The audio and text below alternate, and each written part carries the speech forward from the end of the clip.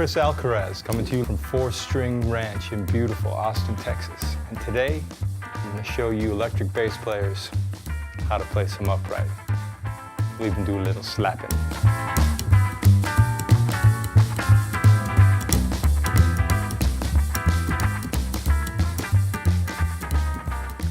So what is rockabilly music? Rockabilly music is essentially the bastard child of country and blues. It came about in the early 50s in this country, and it was mostly played at a time when bass players were playing upright anyway. The Fender P bass was a brand new thing, and you can sort of get the sound from a P bass if you palm mute it and you thump it with your thumb, but there's nothing quite like an upright for getting the rockabilly sound. First, let's talk about how to hold the bass.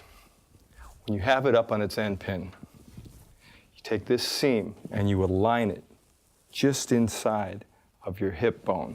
You don't want to be beside it, you don't want to be behind it, but you're basically at a 45-degree angle, and it'll fit right in there snugly, and it'll keep it standing almost entirely on its own.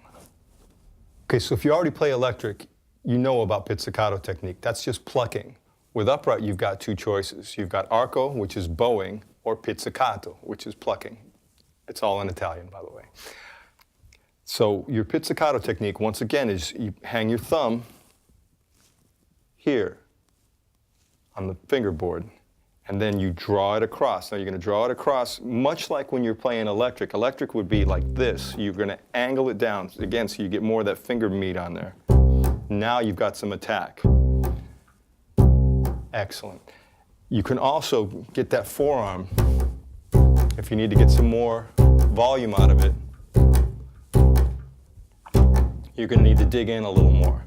The bass player, before these were amplified, had to be the first one on the gig because you had to stake out your claim in the corner of the room because that's going to give you the most bass. Now we've got pickups, which help, but you're still going to need to dig in.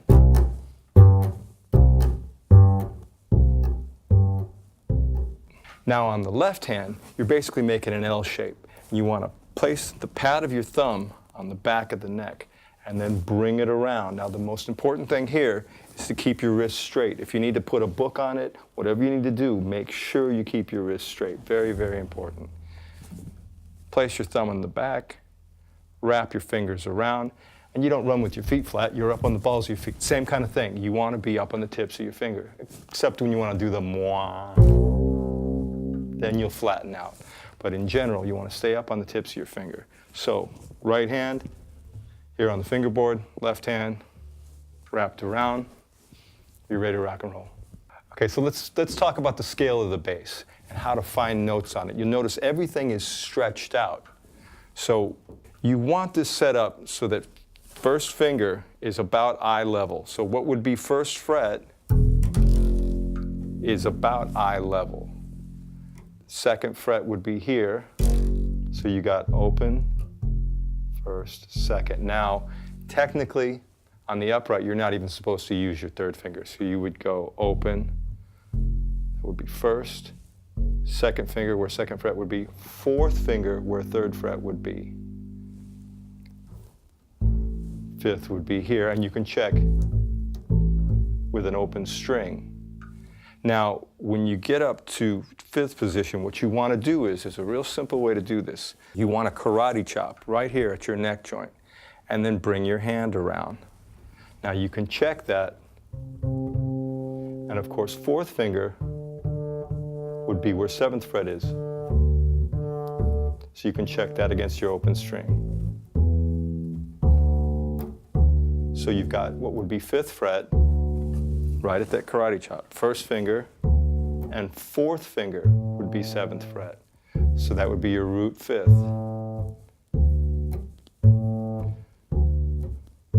Now, a friend of mine got to see Ray Brown, and whenever you're trying to figure out what to do next, just ask yourself, what would Ray Brown do? One of the finest upright players ever. If you haven't checked them out, Google them, YouTube them. You'll be glad you did.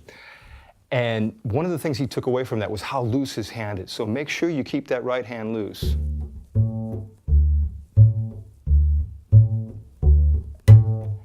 You can start digging in more.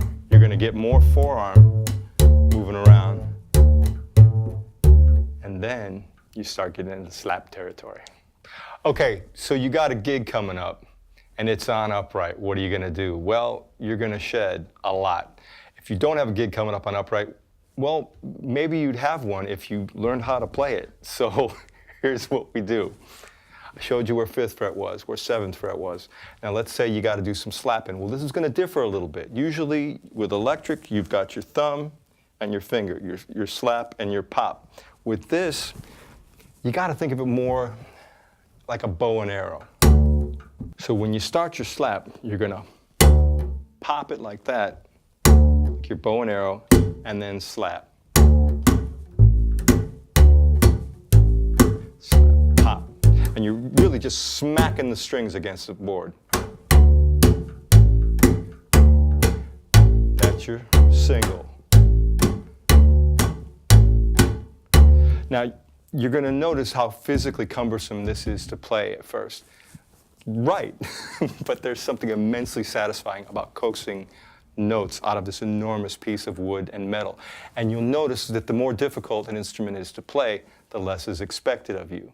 So don't go off trying to play lead bass. It's not your job anyway.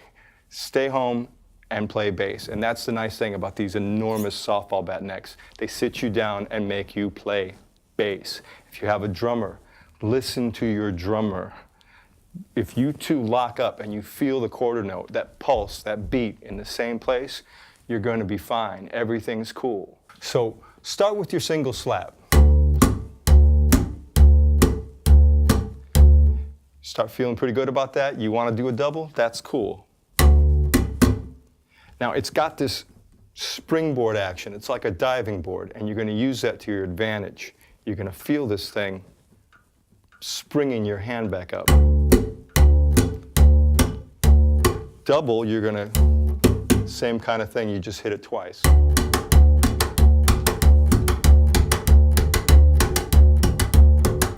You really feel like grooving on it, you can do triple.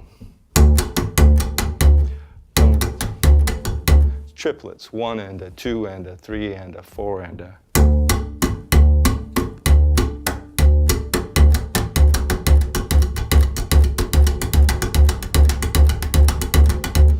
And eventually, you'll get to where you're doing, little 16ths on there, and you do like the little giddy up.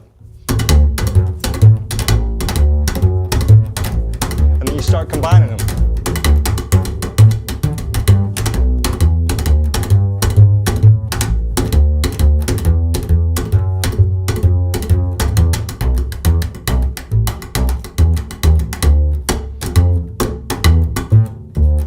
Okay, we've learned the technique, so let's apply this technique to a blues in A. So we're going to start.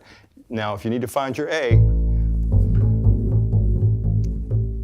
there's no shame in finding that open string and then matching it. That's cool. Now, if you need to use an open string for a while, that's cool too. You just won't have the control. So get that closed note as soon as you can. So we're going to start with A, and we're going to start. Let's do a single slap. We'll work up to a double slap, and we're going to start with just roots, so blues in A. 1, 2,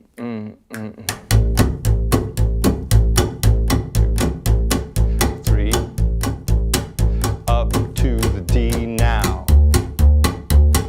back to the A now, up to the E now, and back to the A now.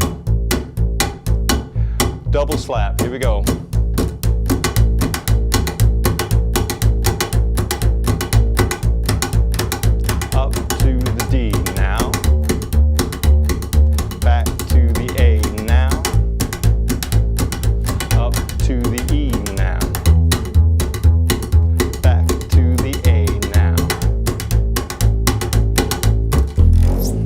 Okay, now we're going to go root and 5th over 12-bar blues. Same deal here.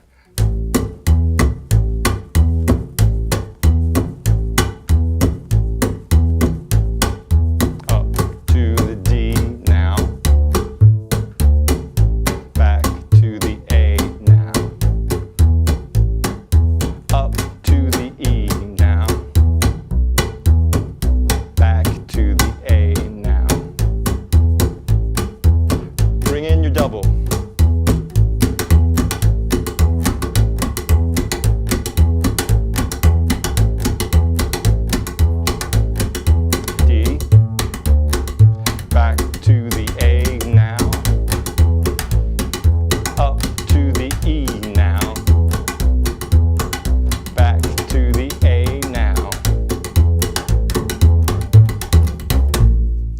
Now you're saying, Chris, you were doubling up on that 5 chord. You were doubling up on that E. Most of the old school tunes that were coming out in the 50s, on the way down, on that turnaround, instead of going 5, 4, 1, which they would do, but they were still clinging to the old 5, 5, 1. So you got to watch that turnaround. But a lot of that's in another video too. If you like this video, please give it a like and subscribe to our channel on YouTube, 4 String Ranch. Thanks.